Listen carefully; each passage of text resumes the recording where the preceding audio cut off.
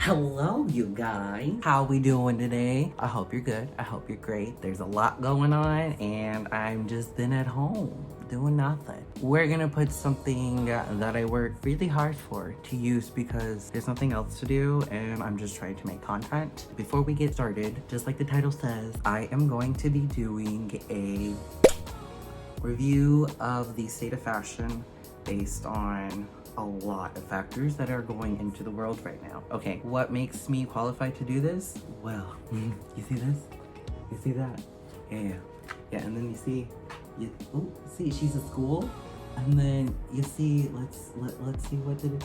Fashion merchandise, that's what it says, right? You know, right there. I have a degree in family and consumer science, technically, with a focus in fashion merchandise. I studied the industry. Families consume, we all buy things, and right now we are in a state of buying needs over wants, for sure. This is gonna be a 4-part episode because it's just the introduction video, okay? This is part 1 of what's going on into the world. Sit back, relax with me. I'm gonna put a link in the description to the report that I'm gonna be using. We're just gonna go through this together. Okay, I've read it before. There's a lot to talk about based on that. This is part 1, and let's just get into it because there's a lot going on. Okay? All right, let's go. It's time to rewire the fashion system. Fashion executives and business leaders are currently focusing on crisis management and contingency planning, but eventually must shift towards reimagining our industry altogether. It is a very non-sustainable industry. Okay, how will dramatic shifts in the global economy and consumer behavior in the post-coronavirus world impact fashion, and what can be done to rewire a fashion system that is no longer working? Well, so as an entire industry, it's on red alert. We're trying to figure out what the new normal is going to look like within the industry of fashion. What they're really calling it now is the black swan of fashion, which if you really want to get into depth, it's a theory. There you go. Okay. Because of the virus, and by virus I'm going to be talking about COVID-19, but I don't want to repeat the name, so I'm just going to be saying the virus, okay? Since the virus happened, it is the biggest economic contraction since World War II, hitting every sector from finance to hospitality. So your hotels, not many people are going to be wanting to stay in hotels because not many people are traveling right now because there's travel bans. Do I need to say more? The average market of capitalization of apparel, fashion, and luxury players dropped almost 40% between the start of January and March 24th, 2020. A much steeper decline than that of stock market overall. Now, what does the Black Swan event entail? Well, joblessness or financial hardship mainly for people across the entire industry and the supply value chain, from those harvesting the fibers to those putting the fibers into a textile, to the shopkeepers and the associates who sell the final product, or the t-shirt, or the bag, or whatever. Revenues for the global fashion industry, apparel and footwear sectors mainly, will contract by 27 to 30% in 2020 for year on year. And when they mean year on year, that's compared to their last year results. So people aren't going to be buying clothes or footwear. So Nike, Foot Locker, H&M, Forever 21, those players. Now for the personal luxury goods industry, like luxury fashion, your Gucci, Chanel, Louis, luxury accessories, watches, fine jewelry, and high-end beauty, like your prestige beauty, like Lancome, Clinique, all that good stuff. They're estimating a global revenue contraction of 35 to 39% in 2020, year on year.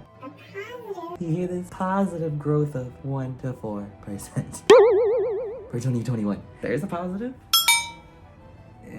Not really. We can expect a large number of global fashion companies to go bankrupt in the next 12 to 18 months.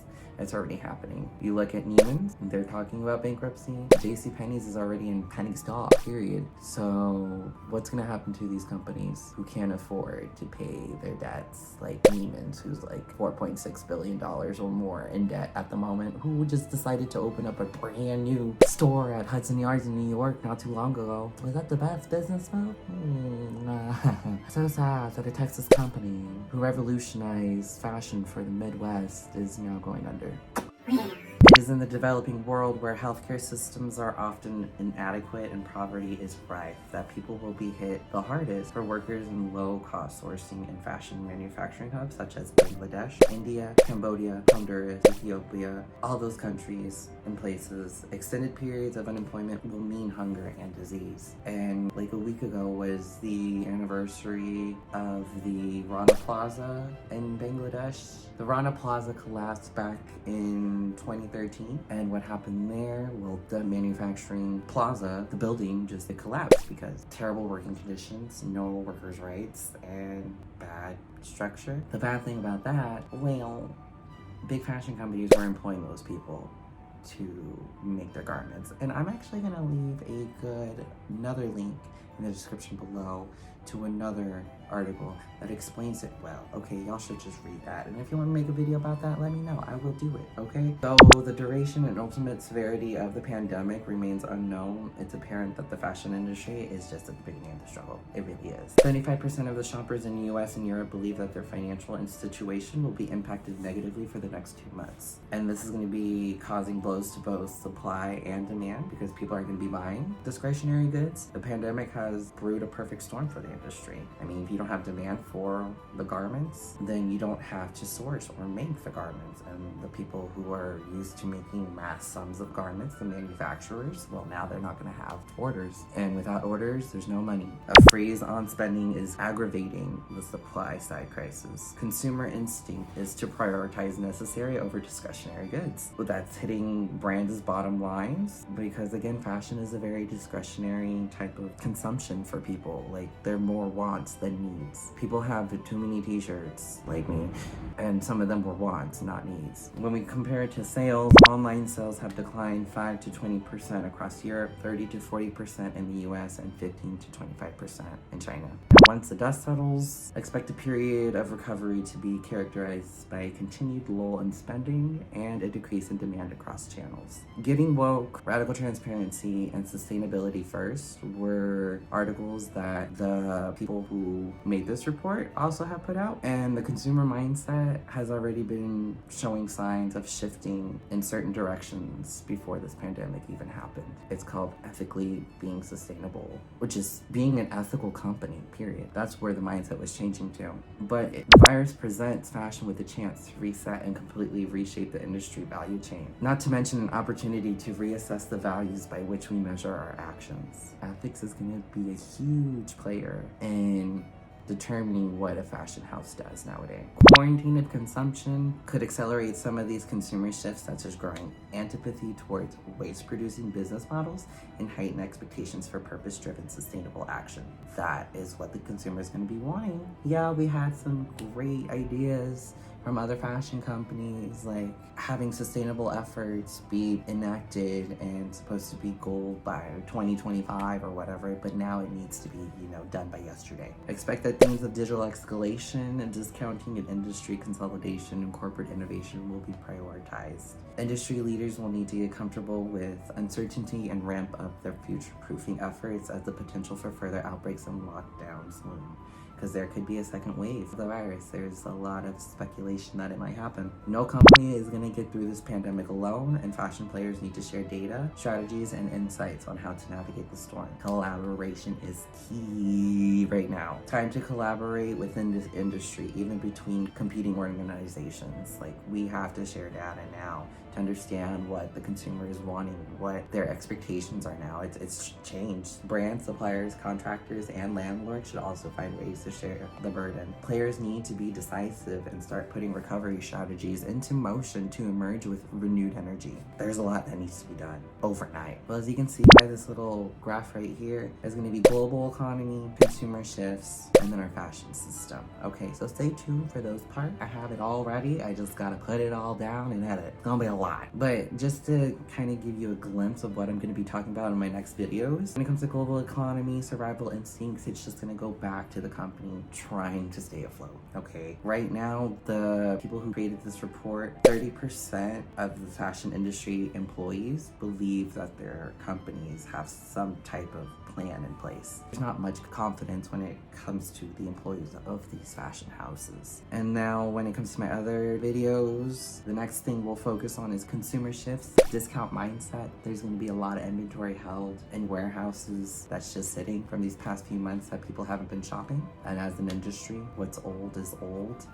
That mindset needs to go away. And how are we going to get rid of that inventory and it quickly and just an ethical kind of way? Get rid of it ethically. You know, how is it going to happen? But how are we not going to discount too much? We'll get into depth with that. And then of course, digital escalation is going to happen. I mean, I've already heard accounts of there was in China, some company had 42 influencers live stream and that brought in 1.7 million buyers, like actual people who bought things. That's astounding. That's crazy. I've never heard of that. And that is a great way to escalate digital prioritizing within the industry because it needs to happen yesterday. Again, things that were in place and great ideas need to happen now.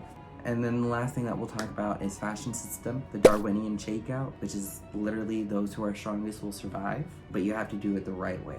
And then innovation imperative is something that is just gonna need to come out within this industry because we need to learn how to be sustainable as a fashion industry, period. We are not. There has been 52 weeks in a year, which we turned into 52 seasons thanks to fashion players like H&M, Forever 21, and Zara. When we used to have, 4 seasons, spring, summer, winter, fall. That was backwards. You know what I mean. Even then, some fashion players have gone to monthly drops, so that's probably gonna have to change now. All right, so stay tuned for the next videos, and that's all I have for today for the introduction on what's happening in the state of fashion. If you have any, comments, concerns, questions, leave it in the comment below. There's a lot going on. I have a family consumer science degree. Hopefully I can help in any way. I know the policies, or I'm studying policies right now that are being enacted on my local, state, and federal government, which I live in Texas right now in the United States. Girl, there's a lot going on right here. There's a lot of reading going on in my room. Well, like, subscribe. I will see you in the next video. See you later. Bye.